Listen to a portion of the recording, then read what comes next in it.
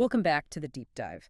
Today, we're doing something a little different, a unique mission, you could say. Yeah, usually we were digging into, dense academic papers or market reports, heavy stuff. Exactly. But today, our source material seems, well, deceptively simple on the surface. It's actually a script designed for daily English conversation practice. Right, but what's fascinating, and this is our mission here, is we're not looking at it for language practice.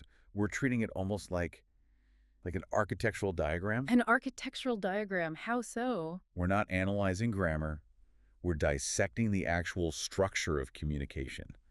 What these basic Q&A frameworks about daily habits, things everyone experiences, right? Sure, waking up, hearing things. Exactly. What do those reveal about, well, the architecture of modern life, memory, how we prioritize things, and critically, how we go from just stating a simple fact to giving what the script calls a natural synthesized answer?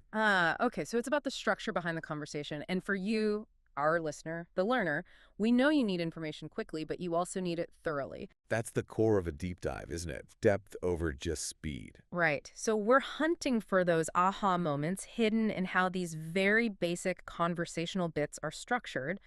We want to map that process, taking a simple statement and layering it, adding context, until it becomes real, comprehensive understanding. That layering is the blueprint for this deep dive. Okay. And the source material itself, it's pretty clever. It focuses on just three core questions about daily habits, things you do every day. Like what? Waking up, what you hear, when you go to bed, really basic stuff.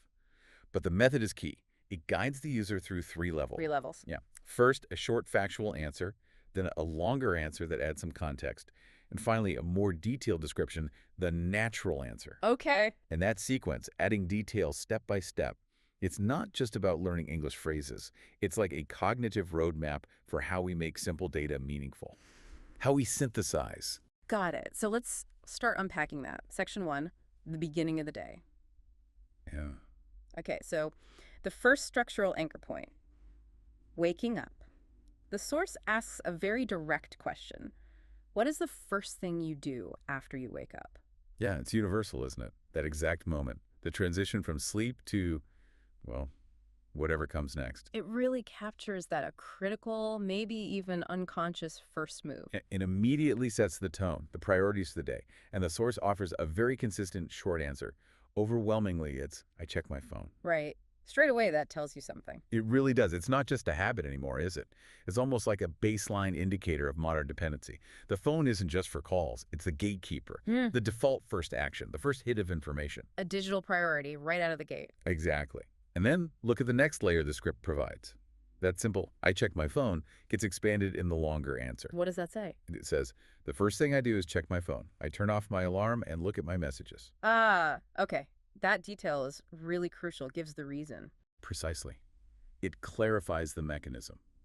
It's not purely random or compulsive, at least not initially. There's a function. Alarm management. You have to interact with the phone for that. Right. But notice how quickly it shifts. From utility, turning off the alarm, to consumption, looking at messages, it's almost instantaneous. The moment the practical task is done. Boom. The need for information kicks in.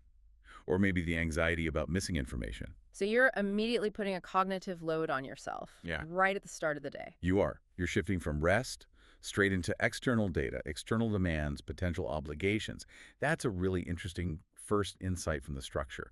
The phone forces interaction because of the Or alarm, pre-commitment, yeah. and then it feeds that need to check in, maybe reducing that little bit of anxiety. Did I miss anything important overnight? Okay, but let's push on that a bit, because the longest answer, the most natural one according to the script, adds another layer of complexity. Yes, it does. Go on. It says, when I wake up, the first thing I do is reach for my phone. I turn off the alarm, I check the time, and look at any messages or emails.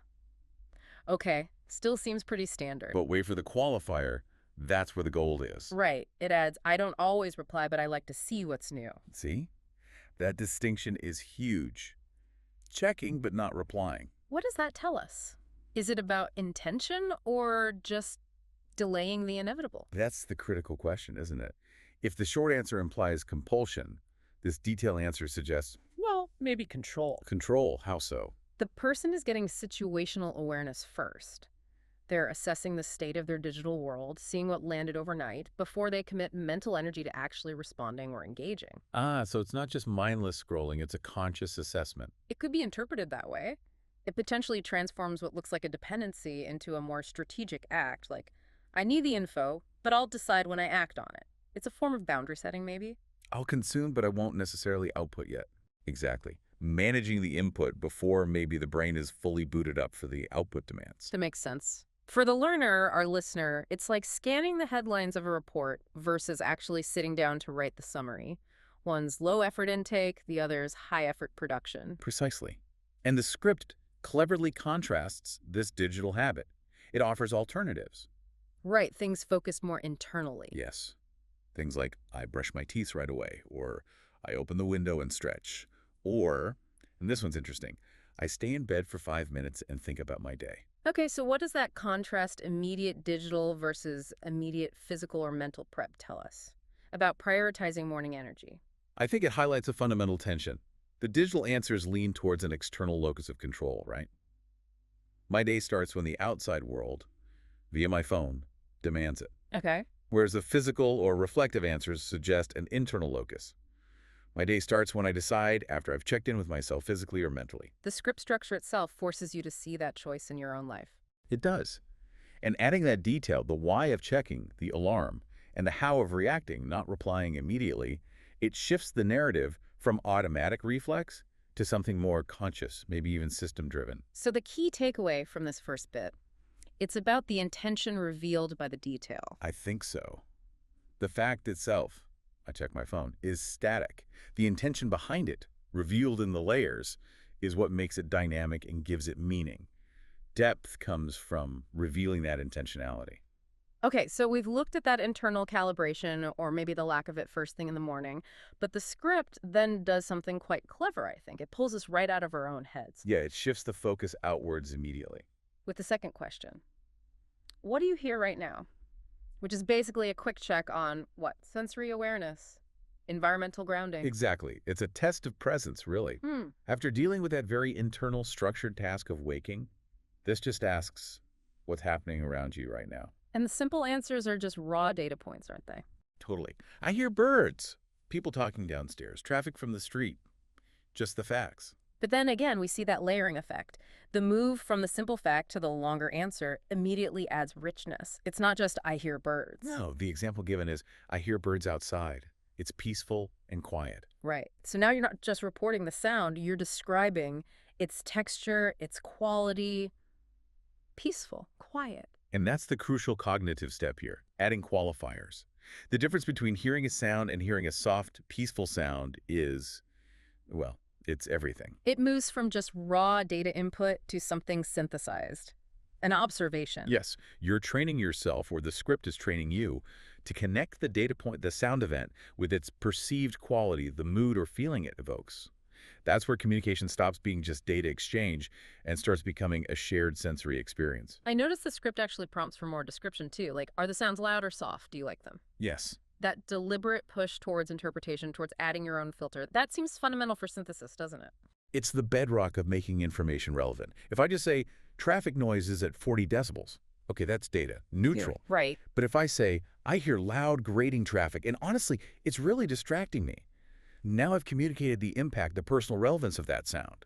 The script is subtly teaching that sensory data often needs that emotional or functional filter to be truly meaningful. Okay. And the most detailed answer example in the script really builds on that, layers it nicely. It does. It starts specific. Right now I hear some birds near my window. It's a soft sound. Okay, qualifier added. I also hear a car passing by on the road. Another piece of data. But then comes the synthesis, right? Exactly. The final critical line. It's a calm morning and everything feels slow. That's the total picture. It takes the separate facts, birds, soft sound, car, and weaves them into a single subjective state. Calm, slow. The sounds aren't just random anymore. They become elements contributing to a defined mood, a specific temporal context. A truly well-informed person doesn't just list the variables. They describe the overall conditions those variables create. That makes so much sense because the Mhm. emotional context makes the facts stick, doesn't it? You don't just remember birds, you remember that calm morning with the soft bird song. Precisely. And for the learner tackling complex info, that's vital. If you don't anchor facts to some kind of perceived reality or a so what, they just evaporate. Absolutely. The script teaches that the perceived quality, loud, soft, peaceful, chaotic, isn't just extra fluff. It's a necessary part of the observation itself. It defines the relationship between you, the observer, and the data point you're observing. Okay. So the key takeaway from this section on hearing, it's that simple observation gets way better with descriptive language that conveys that perceived quality. Yeah. The depth of your answer, the richness of your understanding comes from describing the texture, the emotional weight, not just naming the source of the sound. All right, we've done the start of the day, the immediate environment. Now the script shifts focus again. To the end of the day, the closing ritual. Question 3. What time do you usually go to bed? And this one brings us right back to structure, but also goals, reality, trade-offs. It connects sleep timing to the whole system of your day. The anchor point, the simple answer is just factual time reporting, right? I go to bed at 11 p.m. or whatever. Yeah, the scheduled commitment. Very straightforward. But as we saw before, structure needs context, and the next layer immediately brings in the why. That adds the depth. Yes. The longer answer provides the rationale. I usually go to bed at 11 p.m. I try to sleep early because I get up at 7 in the morning. Oh, cause and effect. Simple, but powerful. It really is. It shows that for many people, bedtime isn't just a preference. It's a calculated decision based on a future constraint. The 7 a.m. alarm. Right. The sleep time becomes dependent on that fixed point in the morning. It Mm-hmm. turns your daily routine into a kind of, well, a system of dependencies, like project management almost. Yeah. Task dependency, yeah. If the morning deadline is fixed, you have to adjust the preceding tasks going to sleep. Exactly. It makes the structure functional. But then, of course, comes the tension, the reality check. The natural answers caveat. Yes, the crucial phrase. But sometimes I stay up late. It depends on the day. That little phrase, it depends, says so much, doesn't it? Oh, it's a goldmine for understanding systems. It acknowledges the gap between the ideal plan, the schedule, and the messy reality of life. Variability, unexpected events. Scope creep in your personal life, a late email, a good movie. Exactly. Things that force deviations from the plan. And the fact the source includes this caveat is important. It validates that natural, honest communication has to account for exceptions, for the messiness. So is that variability a flaw in the system or proof that the system is resilient enough to handle it? Good question. I lean towards resilience, or maybe just realism. If the script only gave the ideal time, it would sound robotic, inhuman. By acknowledging, sometimes I stay up late, the speaker confirms they make trade-offs. They're weighing the short-term benefits, staying up against the known cost, being tired tomorrow. That's a human calculation. And the alternatives provided in the script let us explore that variability more, the extremes even. Right. You get the contrast. Someone going to bed very late around 1 a.m. Yeah. Maybe the chronic night owl. Versus someone going to bed early, like 9 p.m., explicitly because I feel better. And that reason shifts the whole dynamic again. It's not about the functional necessity of the alarm clock anymore. It's about optimizing for well-being. Exactly. Psychological optimization. They've structured their schedule around maximizing a qualitative state, feeling better. Makes you think about how personalized routines can be. They aren't always just about fitting into external demands. It's a reminder that the why behind a routine can be just as important as the what. Absolutely. Which is why the script prompts the speaker to add detail about why they chose that time or how they feel around bedtime. It pushes for that holistic view. The clock time is the what? The quantitative data. But the feelings tired, relaxed, anxious, ready for sleep, that's the qualitative data. And that qualitative data really defines whether the quantitative schedule is actually working for you. So for the learner, understanding the why and the how it feels behind a deadline or a process is just as crucial as knowing the deadline itself. It helps predict friction points. Couldn't agree more. The detail transforms a simple data point like 11 p.m. into a node within a complex system governed by intentions, constraints, and emotional outcomes. Okay, so the essential finding here.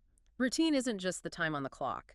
It's defined by the goals driving it, the trade-offs you make, and the feelings that result. A thorough answer needs both the ideal and the reality. Well put. It needs the plan and the exceptions.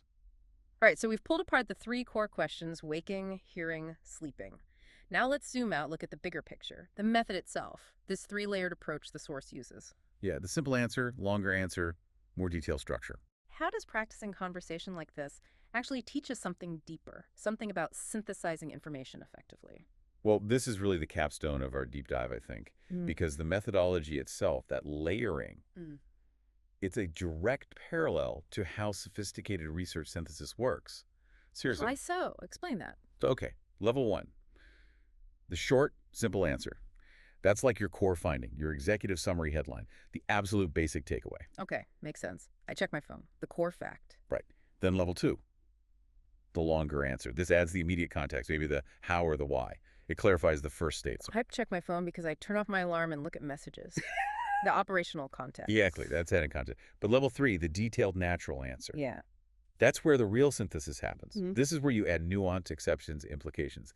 The so what. And why 3 levels? Why not 2 or 5? Is there something about 3? I think it maps really well to how we handle cognitive load. One level, the short answer, meets the basic need. What happened? Level two adds necessary clarification, prevents misinterpretation. Level three provides the richness, the detail that makes the information memorable and relatable. It gives it texture. If you just jump straight to the full complexity. You risk overwhelming people, and maybe overwhelming yourself as a speaker. This layering lets you chunk the information, build complexity gradually. It's efficient. We saw that play out in the examples, didn't we? Let's quickly recap what kind of detail got added at that third level. Okay. For question one, waking up. The key detail was about intention and selectivity. The why alarm was level two, but the I don't always reply, that strategic non-response, was level three. That redefined the action. Right. And for question 2, hearing. The detail was about quality and mood. Level two might be I hear birds outside, but level three added the soft sound and the overall calm morning synthesis. It clothed the fact in description. Got it. And question 3, sleeping. The detail there was about causality and trade-offs. Level two gave the reason, because I wake up at 7, but level three added the crucial exception, the reality check. But sometimes I stay up late. The dynamic reality. So across all 3, that final layer adds the nuance, the context, the exceptions, Exactly. the stuff that makes it feel real.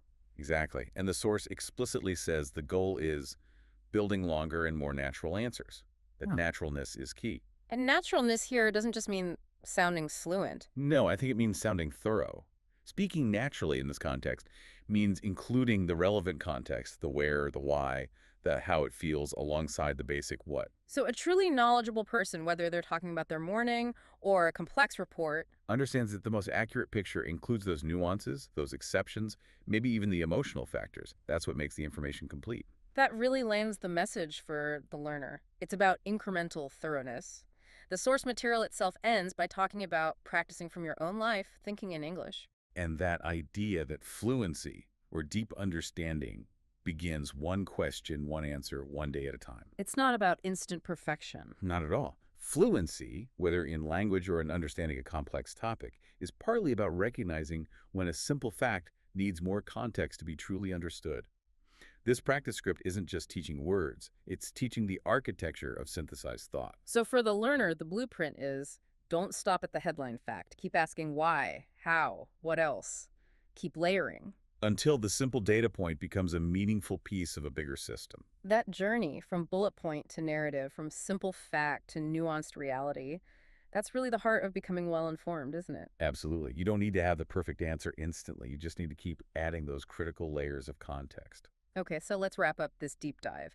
We took what looked like a simple conversation script and found, well, a blueprint for understanding. Yeah, we saw how the structure of daily life, waking, sensing, sleeping, is reflected in the structure of how we communicate about it effectively. We moved from the immediate priorities when we wake up to the sensory context of our environment right now, and then to the plans and trade-offs that shape our routines like sleep. And in each case, the real depth, the real insight, came from layering those extra details onto the basic facts. The intention behind the action, the quality of the sensation, the reasons and exceptions for the routine. Exactly.